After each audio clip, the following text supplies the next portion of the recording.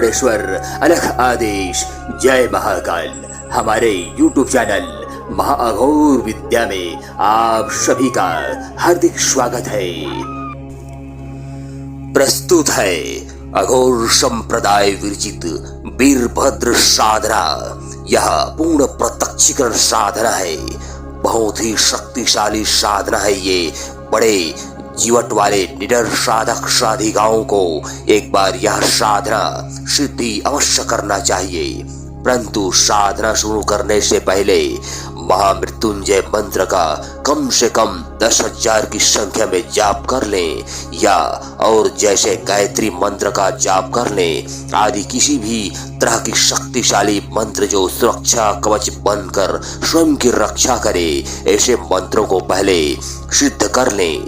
अन्यथा इस साधना में बहुत ही बड़ा भयंकर खतरा है, क्योंकि ये बहुत उग्रों का उग्र स्वयं महादेव जी का विनाशक ऊर्जा से उत्पन्न तहस नहस शक्ति है, जिसे साधारण साधकों या मनुष्यों का संभाल पाना नामुमकिन है। वीरभद्र और भद्रकाली की साधना तंत्र क्षेत्र अघोर मार्ग में अत्यंत शक्तिशाली और साधनाओं में उग्र मानी जाती है। यह साधना सामान्य साधकों के लिए नहीं होती है, क्योंकि इसमें अत्यधिक साहस, एकाग्रता और शुद्धता एवं कठोर हृदय व हठी मन, दृढ़ संकल्प वाले निडर साधकों की आवश्यकता होती है। यह साधना मुख्यतः शुद्ध तांत्रिक या अनुभवी साधक ही कर सकते हैं। इसका उद्देश्य तमाम प्रकार के बुरी शक्तियों को नष्ट भ्रष्ट करना एवं इच्छित कार्य को प्राप्त करना होता है। यह एक विश्व की अलौकिक दुर्लभ शक्तियों का साधना है। इन उग्र ऊर्जा वाले शक्तियों के सामने बड़े से बड़ा देवता भी पीछे हटते हैं। सत्य और असत्य के बीच आदेशित विशेष उद्देश्य की पूर्ति हेतु ये शक्तियां कुछ भी कर सकते हैं। अतः सावधान। वीरभद्र और भद्रकाली का यह साधना अघोर मार्ग का अत्यंत घातक साधना है।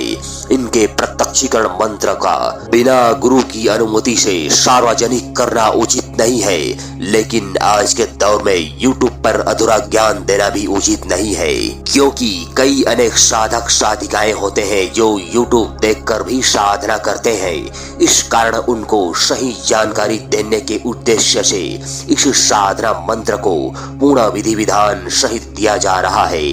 गुप्त से गुप्त नियम को बदलाया जा रहा है, परंतु नए और डरपोक किस्म के साधक साधिकाएं ऐसे साधनाओं से दूर रहे, क्योंकि ऐसे खतरनाक साधनाओं में छोटे मोटे भूल चूक हो जाने पर आपका जान भी जा सकता है।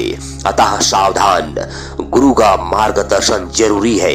इस साधना को बिना योग्य गुरु के मार्गदर्शन के नहीं की जा सकती।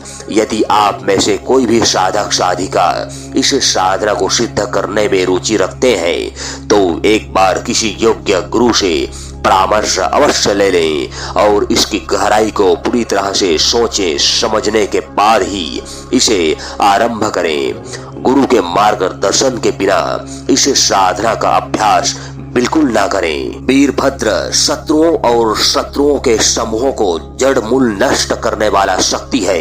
उग्र ऊर्जा दिव्य उपकरण है, तमाम आसुरी शक्तियों को नष्ट कर देता है तथा बड़े से बड़ा तांत्रिक बंधन को भी नष्ट भ्रष्ट कर डालता है।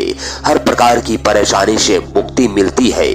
इस प्रकार भगवान वीरभद्र स्वयं भगवान शिव जी के ही एक उग्र अवतार हैं। भगवान शिव के अवतार गण के रूप में नंदी, पिंगी और चंद्रेश्वर सहित वीरभद्र भी प्रथम महागण है। वीर का अर्थ बहादुर, ताकतवर और भद्र का अर्थ मित्र होता है। स्कंद पुराण में यह स्पष्ट वर्णित है कि भगवान विष्णु जी ने वीरभद्र को मारने के लिए उस पर अपना सुदर्शन चक्र फेंका था, लेकिन वीरभद्र इतना शक्तिशाली था कि उसने विश्व की सबसे शक्तिशाली अस्त्र शस्त्र सुदर्शन चक्र को ही निकल लिया था। अंत में वीरभद्र ने प्रजापति का सिर काट डाला था और धड़ से अलग कर दिया था। इस प्रकार वीरभद्र भगवान शिव जी के परम आज्ञाकारी अवतार गढ़ है, मुख्य गढ़ है और उनका रूप महाभयंकर है। उन्हें देखने में प्रलयाग्नि के समान और हजारों भुजाओं से युक्त दिखाई देते हैं। उनका श्याम वर्ण गहरे नीले रंग का होने के कारण वे मेघ की तरह प्रतीत होते हैं। उनके 3 जलते हुए बड़े बड़े नेत्र और विकराल दाढ़े हैं जो सूर्य के 3 जलते हुए रूप को याद दिला सकते हैं। वीरभद्र को शिव ने अपनी जटा से प्रकट किया था, इसलिए उनकी जटाएं सीधे ज्वालामुखी के लावा के समान होती है जो महाभयंकरता का प्रतीक है। उनके गले में नरमुंड माला होती है जो अपराधों की नाश का प्रतीक है और वे सभी प्रकार के अस्त्र शस्त्र धारण करते हैं। इस प्रकार वीरभद्र का रूप अत्यंत विकराल महाभयानक हो सकता है, लेकिन शिव स्वरूप होने के कारण वे अत्यंत दयालु भी हैं, परम कल्याणकारी भी हैं। वीरभद्र अपने भक्तों के लिए शीघ्र ही प्रसन्न होने वाले देव हैं। जैसे जिस प्रकार भगवान शिव अपने भक्तों के लिए संरक्षण विनाशकारी शक्ति के लिए अद्भुत एवं प्रभुत्व के प्रतीक है। इस साधना को हंसी मजाक खेल में बिल्कुल न लें और ना ही किसी प्रकार की परीक्षण के लिए प्रयास करें। इसे अति आवश्यकता पड़ने पर ही और स्वयं या किसी अन्य लोक कल्याण के उद्देश्य से ही साधना सिद्ध करना चाहिए, वरना किसी को बिना मतलब परेशान करना व दंड देना इस प्रकार के उद्देश्य से साधना सिद्धि करने पर उल्टा असर पड़ सकता है, जिसका अंजाम स्वयं साधकों को ही भविष्य में भुगतना पड़ सकता है। प्रस्तुत है वीरभद्र प्रत्यक्षीकरण मंत्र। विधि विधान। यह महाखतरनाक शमशानी 31 दिवसीय मध्य रात्रिकालीन शव साधना है, जिसे कोई भी पंथ या किसी भी संप्रदाय के निडर साधक साधिका सिद्ध कर संपन्न कर सकता है और उच्च लेवल के एक श्रेष्ठ सिद्ध सफल व अत्यंत शक्तिशाली तांत्रिक गुरु बन सकता है। सबसे पहले साधक किसी भी महीने की अमावस्या या शनिवार दोनों में से किन्हीं एक रात्रि से पहले दिन मान सुबह या शाम को दाल चावल के साथ शमशान पहुंचे और पूरे शमशान को धूप बत्ती या अगरबत्ती जलाकर चारों दिशाओं में दाल चावल छिड़क कर साधना कार्य के लिए निमंत्रण देवें एवं अपने रक्षा के लिए प्रार्थना करें। फिर प्रणाम करके अपने घर को आ जावें, पीछे मुड़कर ना देखें और ना ही इस क्रिया को करते आपको कोई देखे। इतना ध्यान रखना है कि अर्धरात्रि से पहले लगभग 10-11 बजे सभी साधना में उपयुक्त सामग्रियों के साथ अपना शरीर बंधन करके शमशान में प्रणाम करते हुए प्रवेश करें। साथ में गुरु हो तो और भी अच्छा है। फिर किसी ताजा मुर्दा को कब्र से जहां दफन है उसे मिट्टी खोदकर बाहर निकाले। यह क्रिया यदि साथ में जानकार गुरु हो तो मंत्र द्वारा ही कुछ ही मिनटों में मुर्दा निकल जाएगा और यदि साथ में गुरु ना हो तो फिर मिट्टी खोदकर बाहर निकालना पड़ता है। उसके बाद उसे पानी से स्नान कराकर फिर स्वयं दिशा दक्षिण की ओर सिर करके और मुर्दे को पश्चिम दिशा की ओर सिर लेटा दें और उसके सीने में शमशान की चिता राख में थोड़ा पानी में घोलकर ओम क्रीम फट शब्द लिखें। फिर उसी मुर्दे की छाती पर पालथी मारकर बैठ जाएं और स्वयं सिंदूर का टीका लगाएं। फिर सबसे पहले गुरु को स्मरण करके प्रणाम करें एवं गुरु मंत्र जप कर लें। उसके बाद शमशान की तामसिक शक्तियों को याद करें। शमशान घाट कर राजा हरिश्चंद्र जी को प्रणाम करें। फिर अवघड़ेश्वर महादेव गुरु को प्रणाम करें। फिर काल भैरव व काल भैरवी एवं भूत प्रेत की रानी शमशानी मशानी माता को प्रणाम करें। उन सबको 9 प्रकार की मिठाई अर्पित करें और सबसे अपनी साधना सफल होने हेतु आशीर्वाद प्राप्त कर लें। फिर वीरभद्र का पूजन कर यह क्रिया प्रारंभ करें। उस मुर्दे को वीरभद्र अभिषेक मंत्र से पूरित करें। सर्प की अस्थियों की 108 मनके वाली माला से मंत्र जप प्रारंभ करके यह मंत्र सिद्ध करें। ध्यान रहे, मंत्र जप क्रिया से पहले ही अपना चाक चौबंद, रक्षा बंधन, घेरा बंधन, दिशा बंधन में 10 दिशाओं में से 9 दिशाओं को बंधन करें। इस प्रकार सुरक्षा चक्र बना लें, तब मंत्र जप प्रारंभ करें। इस प्रकार मंत्र जप से पूरा शमशान की जागरण क्रिया संपन्न हो जाता है। अंत में मंत्र जप पूरा हो जाने के बाद शमशान को शांत करके ही मुर्दा आसन से उठे।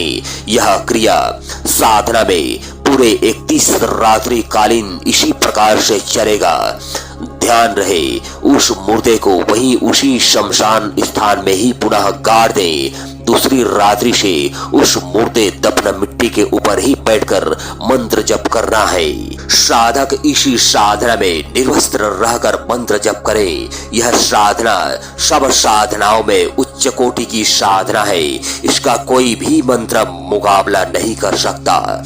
इस प्रकार साधक इस साधना में शक्ति सिद्धि के बाद आप पत्थरों में बिजली, पानी, हवा, तूफान, आग तथा नोटों की बारिश करना व बाजार बंद करना, किसी का भी घर उठाकर कहीं ले जाना, भूत प्रेत मरी मसान से हर कार्य करवाना आदि सभी कार्य करेंगे।